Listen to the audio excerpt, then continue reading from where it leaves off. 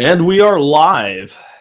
Hey guys, for my segment today, I wanted to revisit a little bit of the episode we did earlier this week that was well over an hour long on liberty and tyranny, and that being the actual political spectrum.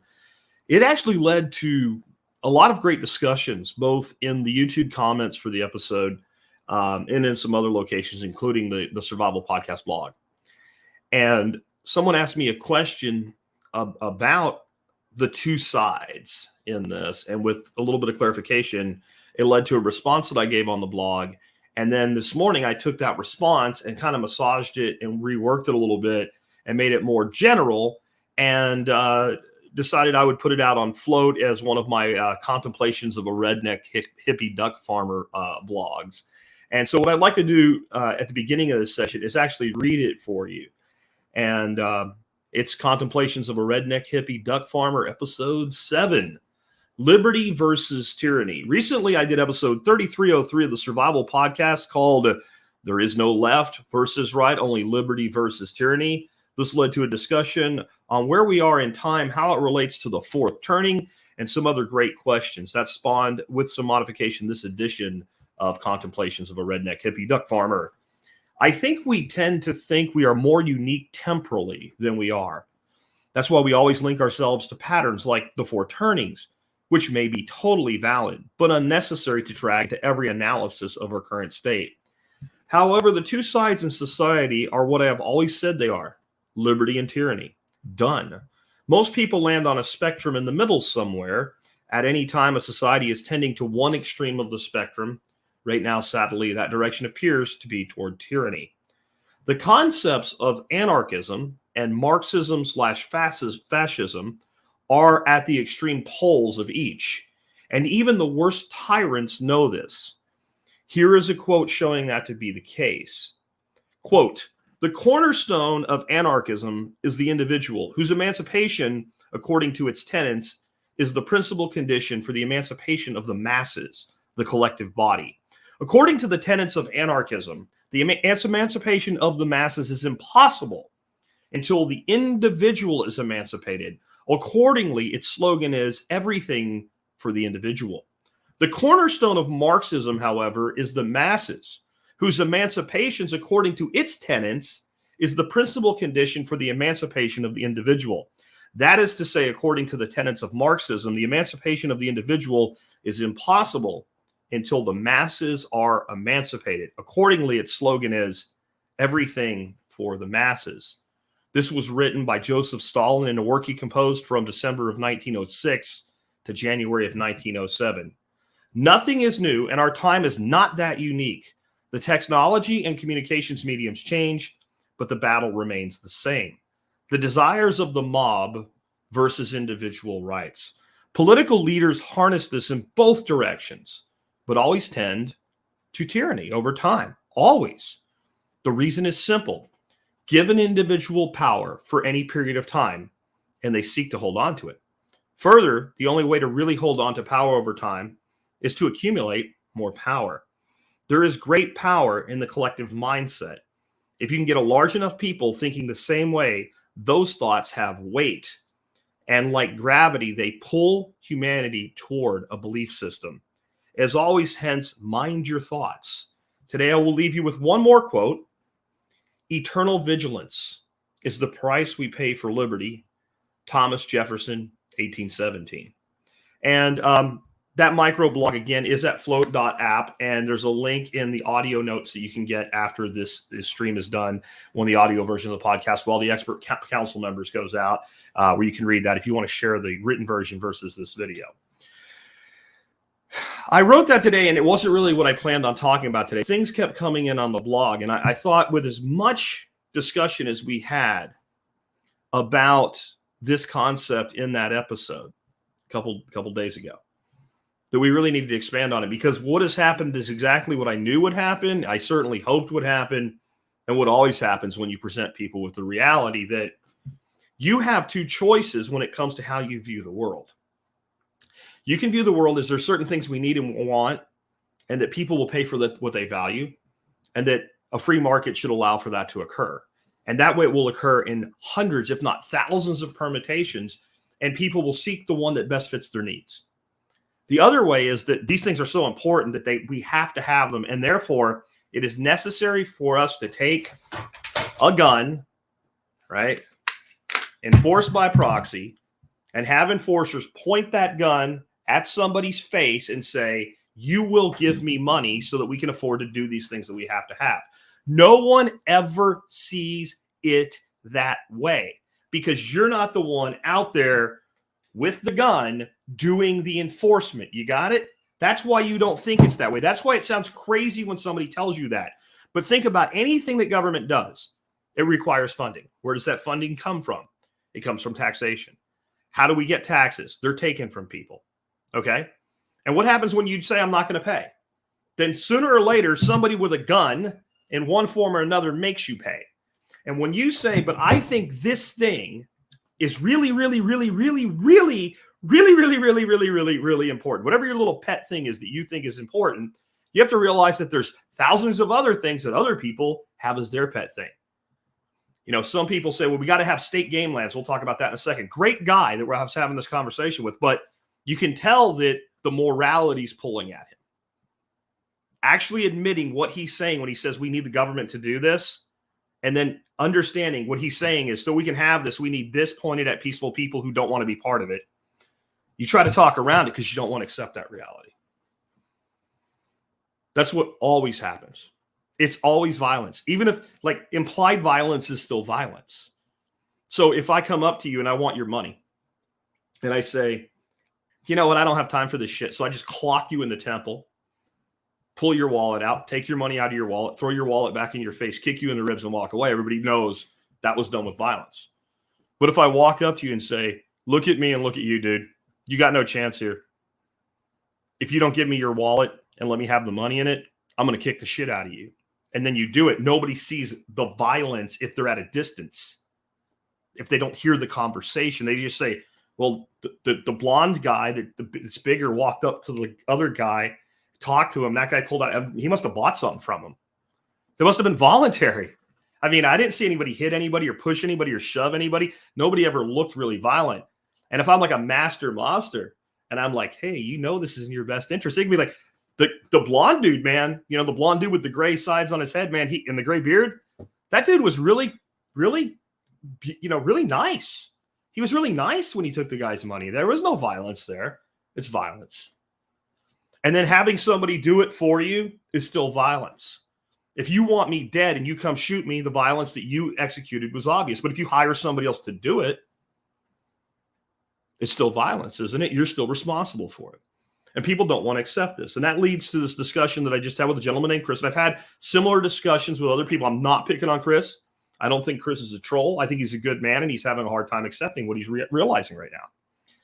He brought up, you know, state game lands and having places where people can go hunting and the fact that most of it is actually paid for with fees, sort of, kind of, with licenses and fees. It could be anyway. It's not, but it could be. And that, you know, people can't just go out and kill all the animals or whatever and destroy the resource. That wouldn't be good. And so he struggles with this. And we went back and forth. And I said, in the end, what you're saying is this thing is important enough to you that you are willing to use force and violence on peaceful people. And he came back with, well, if somebody comes in my backyard and starts messing it up, I'll use force. So if somebody starts, you know, messing up public lands, then okay, I'm okay with using force on them. See, that's the thing that everybody does when they get this moral question asked. You try to get out of the moral question. That wasn't the question. The question wasn't, should force be used to prevent somebody from breaking agreed upon rules when they're using a resource? That wasn't the question. How is the resource provided in the first place? And how is the enforcement of the rules provided? By stealing from people who don't want to be part of what you're doing. And there's no way, even if you had a state where they say, we pay 100% of our state game, all our fees is paid for by sportsman's fees and things like that. And we don't make we don't even put a tax on certain items that are only bought by sportsmen. Like, we literally have fees and licenses and special regulations areas, and we do 100%. Only the people that participate pay for it. It would be a lie. And as soon as it's attached to a larger government apparatus, it's a lie, because that department is always going to get money from above, which is going to allow more resources to be used. Plus, they're making decisions statewide, for instance, or regionally within states that really should not be made by one monopolizing organization. Why do they have that right to do that? If I own my own land, I own 1,000 acres and I'm hungry. Deer season's not for another week. I want to shoot a deer. Why can the state tell me I can't shoot my deer on my property? Why does the state have a right to tell me if I buy a piece of land, pay for my own pond, stock it with my own fish, how big a bass has to be before I can eat it? It doesn't make any sense, honestly, if you think about it that way. That's land that I own. So all of these things could be provided, but I don't want to go into how we would solve the problem very much today. I want to point out why you can't come up with solutions to solving the problem, because you asked the wrong question first. The question everybody asks when this subject comes up is, but how would we? How would we? You ask the how first. But you ask the how while you have an out. You ask the how while you have an answer off the cuff, ready to go. The state can do it. So since the state can do it and it looks hard, I guess the state has to do it. That's the mental trap you lay for yourself, and then you willingly walk into it and you set the trigger off, and then you're trapped and you can't think. The first question should be the moral question. The one I keep asking that you keep refusing, well, not all of you, but many of you keep refusing to ask yourself, is it okay to use force and violence on peaceful people to take away their rightful property, to provide something just because the thing we're providing is necessary or good or benevolent or whatever? Is it okay to take something like this and point it either directly or metaphorically, because you all know what happens if you don't follow the rules? Sooner or later, somebody with one of these comes to your house and takes you away and kidnaps you because you didn't follow the rules. Are you okay with that? Yes or no? Don't be afraid to answer it. And if the answer is no, then there's only one decision for you to make, so you can be congruent with your belief systems. Now, once you make that decision, what happens then is you find solutions to everything that everybody says will never solve, and you realize you don't have to find all the solutions. Imagine if government said before there were cars, we need a car. So we're going to collectively steal money and build a car and provide every American with a car. What kind of piece of shit freaking car do you think we would have ended up with? And how many private sector cars would there be? How many Model Ts would have been created? How many Oldsmobiles? How many Chevrolets? Right? When government was not involved and people were like, hey, if I make a thing that people can get in and drive around and get places faster than with a horse and buggy, and when you park it and you don't use it for a week, you don't have to feed it. You only feed it when you use it. Then I'll get wealthy. And so people came at it 100 different ways, and we got a lot of options, and now we have all different types of cars. Now, government's gotten involved since, and I don't think that's for the best, but the metaphor holds up, because we didn't think, oh, gee, government should make us a car. Had we done so, we would have shut down, or government should figure out how we can move faster from point A to point B. We would have never even got to a car. We would have tried to make trains go faster and put in more tracks. That's what would have happened, because that's how government limits the creativity of the mind. But as soon as you make the mental decision, it is not okay. It is not okay in any way whatsoever for you to use force on peaceful people to take their rightfully acquired property from them if they do not want to be involved in what you're doing. Then you have no choice but to find an answer. And you realize that no matter how hard we have to work at an answer, there's probably always a better answer than by force. Is there any way we can do this without the state? If so, what? And if you have a situation, let's go back to hunting and fishing. You know, maybe my solution is I'm going to buy a deer lease and not worry about it, and I have my own place to hunt. You can guys go screw it. Maybe some of you will join a club and you'll be able to hunt on 20 or 30 properties, and not just in your state, and you won't have to buy a different license every time you go to another state, because there wouldn't be any states. And maybe there's ways to do that more affordably than you can even imagine, but nobody's tried yet because nobody has to. Because there's a monopoly on the right to do it. Because even the person running a private hunting piece parcel is told by the state what they can and they cannot do. And people say, well, they'll hunt all the animals away, like they did with the American buffalo. Well, who did that?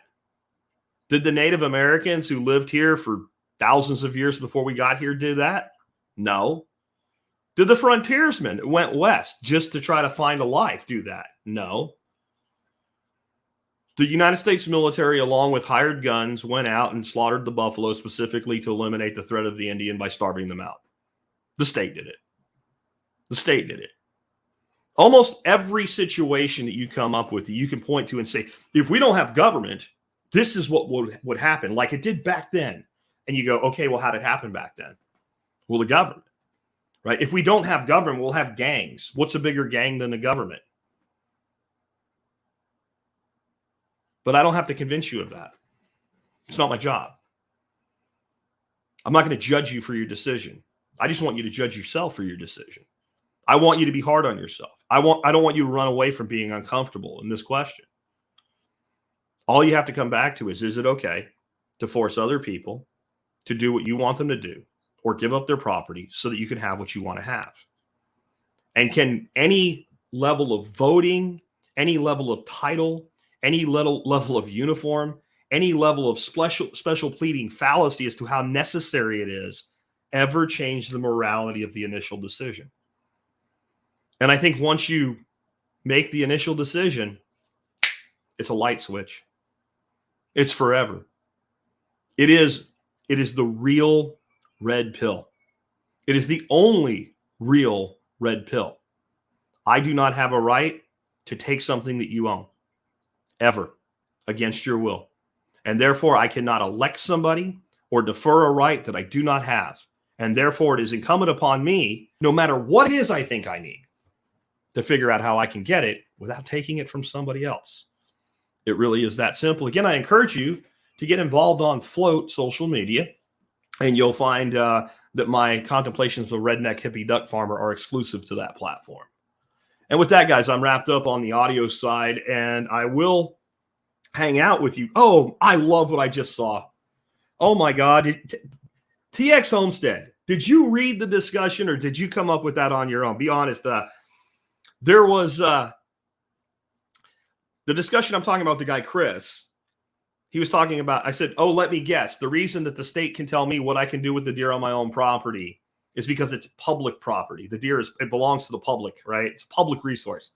I said, they used to have a term for that back in the days when peasants were strung up and killed for poaching venison. They called them the king's deer. And then here's TX Homestead saying exactly that, right? The king's deer. That's exactly the same thing, that the deer belongs to the public. And this always leads to what's known as the tragedy of the commons. You know, they say that places would not be well cared for and would fall into disarray if the government wasn't there to prevent that. Have you ever seen a place that government is responsible for maintaining that falls into disrepair? Ever? Like, you know, the streets going through Compton or something like that, public parks in bad sides of town. The only thing the government seems to do a decent job of maintaining are like the national parks, because for the most part, they don't have to do anything. You don't have to maintain a mountain. You just have to not fuck it up, which they occasionally do anyway, right? But if you really look at it, almost every beautiful, well-maintained park or something like that has added use fees and shit like that to actually get it to work. And you know, you look at what portion of property taxes are taken to do it. But yet there are facilities that are amazing that are completely private use. We have one just down the road from us. It's several thousand acres. We pay $99 a year for access to it. It's not for hunting. It is for fishing. They don't allow hunting there, but it's mostly hiking and nature trails and stuff like that. It's wonderful. It's impeccably maintained. It's 100% private funded. Why? Because somebody said, hey, people might pay for this. And I'll tell you the real reason it's even there. Because where I live, this particular area, we don't really have any nice state-provided parks. So in their absence, entrepreneurs see opportunity. And entrepreneurs are not always evil people. You know? Really, really simple. And again, if you guys have any questions for me, anything you want me to hit before I bail out on you guys today, go ahead and put them in all caps. I can see you guys on Facebook and YouTube today. That's all I can see. And I didn't see any all caps come through while I was talking. So I'm just kind of stringing it along a little bit now to make sure if anybody wants to say anything or communicate with me, I'll give you guys a chance. But yeah, there's this misconception. And another person that commented, actually, this is what I wanted to talk to you guys about off the podcast side.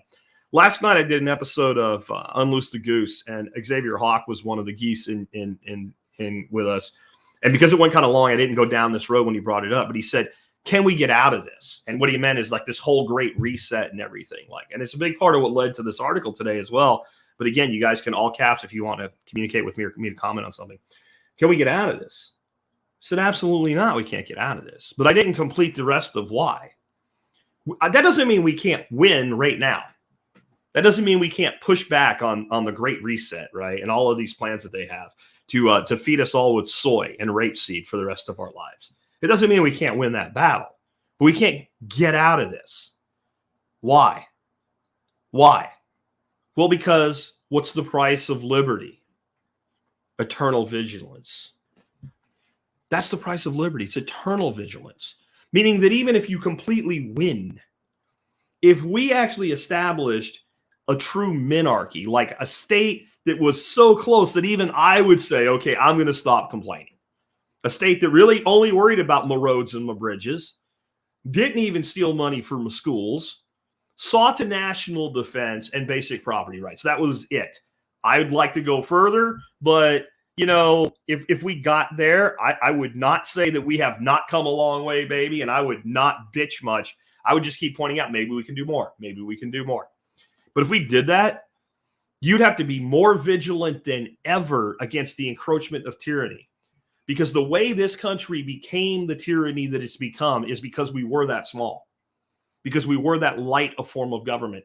Light government leads to tremendous development and building of wealth by a populace. And that wealth built by a populace, even when you're taxing only a tiny piece of it, leads to a huge coffer for the state to work with, which allows them to do a lot more. So then people get accustomed to having the state do things. So then the state takes the little bit of power it has, does a thing that it's technically not supposed to do, but nobody's really upset about it because it's not really a bad thing. So they let the state do a thing they're not supposed to do. And then a law or an amendment or something comes along and says, now the state can do this. So the state just says, hey, we judged our own handbook, our own constitution that you guys say restricts us. And we've decided that we actually can do this, even though for 50 years we couldn't. Right? And then once that process starts, it goes incredibly fast. And you take a nation that might have been one of the freest on the planet that ever existed in the history of mankind, even in, let's say, the 1950s. And in 70 years, you have a technocratic oligarchy, totalitarian surveillance state that we live in today, where the government is literally saying that anybody who brings into question trust in government is possibly a domestic terrorist. DHS just issued a bulletin that basically says that people like me are domestic terrorists. If we make you question the validity of government, if we make you lose trust in government, to make you lose trust in government by telling you what the government's doing, by the way, and what government is, by the way, makes me a domestic threat. My response to that, if the government doesn't want us to make people lose faith and trust in government, if the government doesn't wish for us to have people go out and speak against government to the point where the people that listen to us lose confidence in government, maybe they shouldn't make it so fucking easy for us to do that. Maybe they shouldn't lie constantly. Maybe they shouldn't steal constantly. Maybe they shouldn't oppress people constantly. Maybe they shouldn't be teaching children that they're a threat to other children because they didn't cover their face. Maybe they shouldn't be teaching children that they're the oppressor in the classroom because of the color of their skin. Maybe they shouldn't be telling a child who is the son or daughter of a soldier that the fact that they're a military family gives them the privilege to not see their father for maybe 9 months out of the year.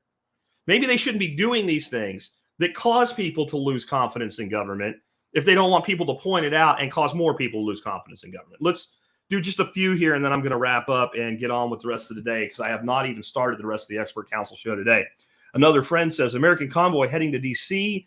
and Green waiting to disband the ATF. I don't know about Green waiting to disband the ATF, but I'm not actually very encouraged to believe whatever you're talking about there is going to happen. I don't think the ATF is going to be disbanded. Lots of people, I guess Green's a politician. Lots of people talk about a lot of things when we get elected, and then, remember, like repealing Obamacare. Remember that? If we just get the House, the Senate, and the presidency, so you give the presidency and the House and the Senate to the Republicans, and you still have Obamacare, just like I said you would. Anyway, the American convoy. Here's what I actually think. I think the American convoy that I was very excited to see kind of building up, and I hope it still happens. It might not. It might fizzle out. And it might fizzle out, and I won't go deep into this, but it's because I think a lot of the Democrats are like, we got a midterm election coming up, and we're going to get killed. And people are pissed. So all of a sudden, like the most lockdown states are lifting lockdowns, the most mass states are lifting mass mandates, et cetera. We'll talk more about that tomorrow. But I think if you have enough of the restrictions go away, and that doesn't mean that they're going to be all nice to us now. Remember, eternal vigilance, right? But if you take that away, then the trucks don't roll, because what do they ask for when they get where they're going? Unless they come up with some other thing to fight for. Because you know what the truth about the trucker convoys? You know why the government hates the trucker convoy in Canada? And the governments around the world that convoy has not even directly affected, where they don't have a convoy going on in their country. You know why they hate it? Why they really hate it? Because it made you believe in yourself. That's why they hate it. Once a society believes in itself, it starts to question how much it needs a government to do on its behalf. The reason people allow tyranny to grow willingly is because they lack a belief in themselves and their fellow man. And what the trucker convoy in Canada did made people look around and go, wow, look at that. Look what we can actually do. Look how hard they'll lie. Look how stupid they'll make themselves look. Like, you got a trucker convoy, you got all these guys, walking around in Ottawa right now in turbans. They're called Sikhs. It's a sect of people from India. And a huge portion of the truckers that are rebelling in Canada are Sikhs. And it makes it really hard to make a case for white supremacy now, doesn't it? And so they look so ridiculous. Why would that even be the case? Why would it even be the case that truckers who say they want freedom would be white supremacists? That doesn't, and the fact that, like I said, if you don't want us undermining confidence in government, stop making it so fucking easy. Christopher says, passive resistance, delete your dependence on the system. I agree. That's what I've been teaching for almost 14 years now. TSP will turn 14 years old this June. And most of what we talked about over the years is how to design your life so you don't need them. Act as if they won't be there. Stop. And like I said, make the moral, definitive decision. It is never okay for me to take from other people to have what I want. Now, you're still going to live in the real world. You're going to drive on a road, and that road was paid for with tax dollars, including by yourself. If you have a neighbor who's really causing a problem and logic and reason and some sort of third-party independent arbitration are not viable, and you can't stop him from doing what he's doing, and it really is a violation of your rights, you're going to have to rely on the state, because if you don't and you take matters into your hands, then you're going to become the criminal in the situation, and the law will be enforced upon you by the enforcers. But in the end, you have to design your life to the best of your ability to live your life without taking anything from anybody. And of course, the big thing is never endorse it, even tacitly. Never say, well, we need that, or well, we need, so what are you going to do? No. What you say is, how can we do better? It's like everything I talk about, guys. If you stop asking, how can I, your brain goes, well, we don't have to work on this anymore. I don't have, and realize you don't have to come up with an answer for everything. There's like 9 billion people in this world. Somebody will come up with an answer for the one thing that you can't come up with an answer for. Or someone will come up with a better answer than yours. Or there'll be 50 good answers if we just allow ourselves to start asking how. Instead of saying, well, we couldn't. We never would. How could we if we didn't have? Your brain just heard is, how could we? Oh, I'm excited. That's what your brain's like. Oh, I'm excited. I get to work on a valuable problem for my person. I get to do my job for this person. Without government. Oh, so we have a solution. Okay, I got to find something else to do. And you collectively hypnotize all of society into thinking that way. K-Bonk says, now thinking with new red pill, how do you balance your action with your government? You do what you want to do, and you're careful that you don't push too hard and end up under the thumb of your government locked in a cage. You do what you've always done. That's why we practice things like agorism. And Mike V says, because, people say, how would we have roads, whatever. Mike V says, I truck and my roads are barely passable now. I find that very interesting at times, that people always bring something up. This is interesting here. Christopher says, this sounds like a religion that's doomed to fail. Kind of sounds like the old USSR. I'm not sure exactly what he's talking about there. If he means anarchism, or if he means the state itself. The USSR that fell into itself shows you what every state that continues to grow in size and power, and all of them eventually will, how it will end up. It will fail. Every state in the history of mankind, sooner or later, has failed.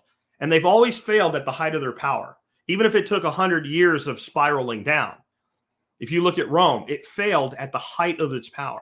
And that's not just because from the highest point, if you start to fail, the only place it goes down. It's because a certain amount of success and size will bring so much momentum and weight that it can't maintain itself anymore.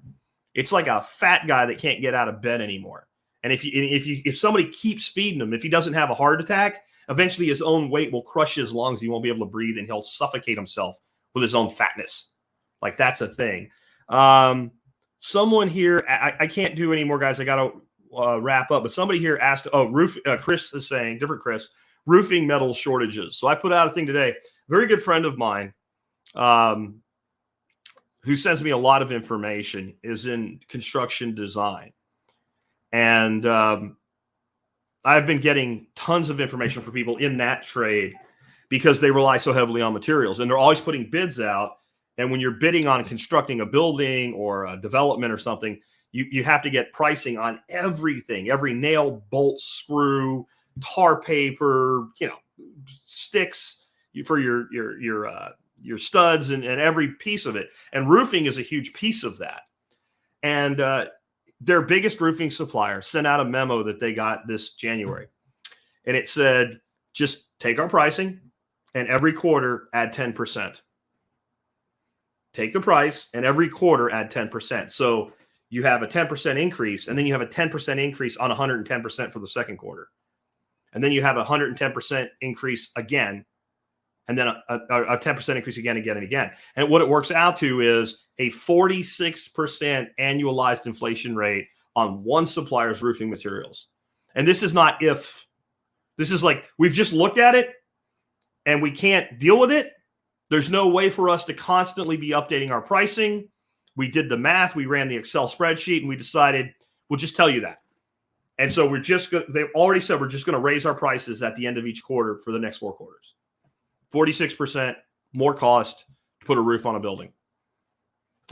And so when you get there, and that's where we are, that's where you're getting to the point where the state gets so big, it can't move anymore.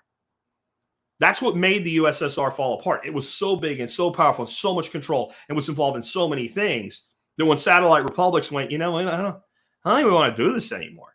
Eventually, the state itself went broke. It actually can happen. And it realized, to maintain power, we'll keep Russia. And then what's Putin doing? Trying to put it back together. Now, that's not an advocation or even a statement that I think he's going to invade Ukraine. But, any one of those satellite republics that becomes ripe enough, if he can convince them that they really want to do it, especially if he can do it without firing a shot, like Crimea, then that's what's going to happen. Because governments always seek more power. Because if you're in power, after a while, it becomes intoxicating and you like it. And just like I said, the only way to maintain power is to grow your power. If you try to put your power in stasis, eventually you'll lose power, especially when others are seeking the power you wield. So in the real problem we have in our society is, this was another great discussion that came out of this, and then I am going to be done. somebody on the blog, same episode, different take, said it occurs to me there's two types of people. There are people that want to control others through hierarchy, and there are people that seek voluntary relationships without hierarchy. And I said I would change one word in there: voluntary relationships without permanent hierarchy. Permanent hierarchy. So the way that works is we as humans naturally create hierarchies whenever we need them, for as long as we need them, and we naturally dissolve them at the end of their useful life. Really simple, small scale. I did an aviary build here. We had 3 big wall sections that had to come up, and they had to be framed just like a house wall. Well, we had 3 guys that were really good framers, and we had one guy that was a great framer. So he became like the head tech, the lead construction supervisor, and the other 2 guys became like crew chiefs. And then we split everybody up in those 3. And this all happened with nobody saying, hey, you know what we should do? It was like you just kind of realized it was happening, and you kind of encouraged it. And what I did, even though it was my project and I was supposed to be in charge, I got the fuck out of the way. I'm like, I see where this is going. I'll just get in and be a worker bee in one of the crews, and I'll learn a little bit more about framing. So we did that. And once the frames went up, the rest of the build, I knew exactly what I wanted. And those 3 guys just kind of quietly, without anybody saying anything, they got the fuck out of the way. I took over the build and I completed the build. And then when we were done, nobody was in charge, and we all went and ate freaking bratwurst and drank beer together. That's a hierarchy that formed and dissolved in a day.